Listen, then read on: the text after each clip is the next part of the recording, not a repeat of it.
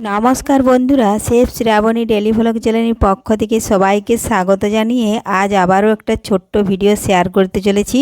আপনারা প্রথম থেকে পুরো ভিডিওটা শেষ পর্যন্ত দেখতে থাকুন। ভিডিওটি ভালো লাগলে একটা লাইক দিয়ে পাশে থাকুন ও বন্ধুদের সাথে শেয়ার করে দিন। তো চলুন তাহলে শুরু করি। তো সবার প্রথমে দেখুন নিম পাতা তুলে নিচ্ছি।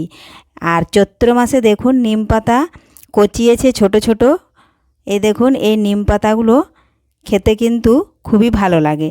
তো এই দেখুন লাল লাল নিম পাতাগুলো হয়েছে, এগুলো বেশি দিন কিন্তু থাকবে না, আর কিছুদিন হলেই কিন্তু পাতাগুলো বুড়ো হয়ে যায়, সবুজ হয়ে যায়, তখন কিন্তু নিম পাতাগুলো অনেক তেতো লাগে।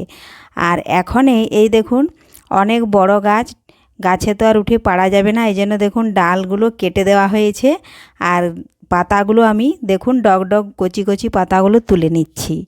তার আগে যদি কোনো বন্ধু আমার চ্যানেলে নতুন হয়ে থাকেন, চ্যানেলটি সাবস্ক্রাইব করে বেল আইকন হলে সেট করে দিন সবার প্রথমে আমার রেসিপি বা ব্লগ ভিডিও পেতে। তো দেখুন বন্ধুরা, নিম পাতাগুলো তুলে নেব সমস্ত নিম পাতা, কারণ 12 মাস নিম পাতা কিন্তু পাওয়া যায় না। চৈত্র মাসের নিম পাতা খাওয়া কিন্তু খুবই ভালো। আর নিম পাতার গুণাগুণ সম্পর্কে আপনারা সকলে কম বেশি জেনে থাকবেন। এই দেখুন বন্ধুরা, নিম পাতা কিন্তু শরীরের পক্ষে অনেক উপকার। এই জন্য দেখুন সমস্ত নিম পাতা আমি একটু বেশ কিছুক্ষণ সময় নিয়ে তুলে নেব, কারণ অনেকগুলোই ডাল কাটা হয়েছে। আর এই নিম পাতাগুলো দেখুন সমস্ত তুলে নিয়েছি।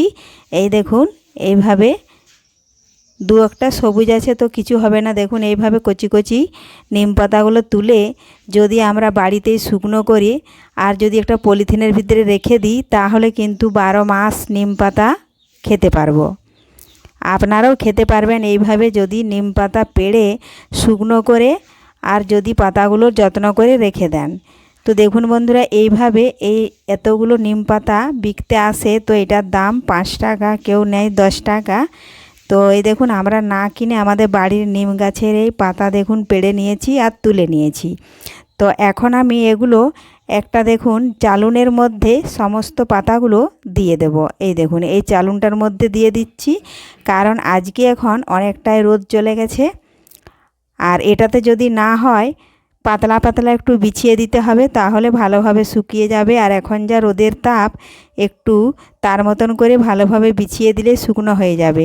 আজকে চালুনটাতে দিচ্ছি, আর কালকে কিন্তু একটা বড় চটের মধ্যে সেলাই করা আছে, সেখানে কিন্তু বিছিয়ে দেবো পাতলা পাতলা করে।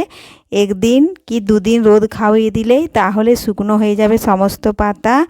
আর শুকনো হয়ে গেলে দেখুন পাতাগুলো আমি ডাঁটা থেকে পাতাগুলো আলাদা করে নেব। এই দেখুন বন্ধুরা সমস্তগুলো দিয়েছি, এখন রোদে রেখে দেব, এইভাবে রেখে দেব। আর এইভাবে এই পদ্ধতিতে নিম পাতা যদি বানিয়ে ভাজা হয়, তাহলে একটুও তেতো লাগবে না, ছোট থেকে বড় সবাই খেতে পারবে। তো দেখুন বন্ধুরা, পরের দিন কিন্তু চটের উপরে পাতলা পাতলা করে বিছিয়ে দিয়েছি, সারা দিন রোদ পেয়েছে আর পাতাগুলো কিন্তু কচি, এজন্য দেখুন শুকনো হয়ে গেছে। এখন এই পাতাগুলো ডাঁটা থেকে দেখুন কিভাবে আলাদা করে নেব। এই দেখুন গুঁড়ো হয়ে যাচ্ছে, এইভাবে একটু নাড়াচাড়া করে দিলেই কিন্তু পাতাগুলো ঝরে যাচ্ছে। এই দেখুন এইভাবে। তাহলে আমি এখন সমস্ত ডাঁটাগুলো একটু এইভাবে নাড়াচাড়া করে দেখুন সমস্ত পাতাগুলো ঝেড়ে নিয়েছি। এই দেখুন এখন আবারও একটু বেছে নেব, এই যে দু একটা ছোট ছোট ডাঁটা আছে, তো এগুলো একটু বেছে নিতে হবে, তা না হলে ভাজার সময় কিন্তু মুখে লাগতে পারে। এই জন্য ভালোভাবে বেছে দেখুন আমি পলিথিনের মধ্যে কুড়িয়ে রেখেছি, তাহলে কিন্তু সারা বছর খেতে পারবো। এই দেখুন এইভাবে পলিথিন থেকে কুড়িয়ে রেখেছি। আজকে কিন্তু এই পলিথিনের থেকেই দেখুন একটু নিয়ে নেব বাটিয়ে। এই দেখুন খুব কড়কড়ে মুচমুচে হয়েছে। আর এইভাবে শুকনো করে রাখলে নিম পাতাটা ভাজতেও কিন্তু বেশিক্ষণ সময় লাগে না। এই দেখুন এখন এখান থেকে আমি একটা বাটিতে কিছুটা পরিমাণ নিয়ে নিচ্ছি। তো আপনাদের বাড়িতেও যার যেমন বড় ফ্যামিলি হলে একটু বেশি নেবেন, কম কম যদি হয় ফ্যামিলি ছোট্ট হয় তাহলে একটু কম করে নেবেন, এইভাবে কিন্তু চালিয়ে যাবেন। এই দেখুন বন্ধুরা, আমি এখানে হাফ বাটি নিয়েছি, এটা দেখুন ভালোভাবে হাত দিয়ে আবার একটু গুঁড়ো করে নিচ্ছি। গুঁড়ো হয়ে আছে, তাও আমি একটু গুঁড়ো করে নিচ্ছি। এখন এই নিম পাতাটা এখন ভেজে নেব। এই দেখুন এখন আমি গ্যাস ধরিয়ে কড়াই বসিয়েছি। কড়াইয়ের মধ্যে দেখুন পরিমাণ মতো সাদা তেল দিয়েছি, আর তেল গরম হয়ে গেছে, নিম পাতাগুলো দিয়ে দিলাম। আমি এখানে আগেই তেল দিয়ে দিয়েছি নিম পাতা ভাজার জন্য। আপনারা পারলে শুকনো কড়াই প্রথমেই নিম পাতাগুলো আগে একটু ভেজে নেবেন, গরম করে নেবেন। দেখুন স্বাদ মতন দিলাম লবণ, পরে তেল দিলেও হয়। দেখুন আমি কিন্তু আগেই দিয়েছি।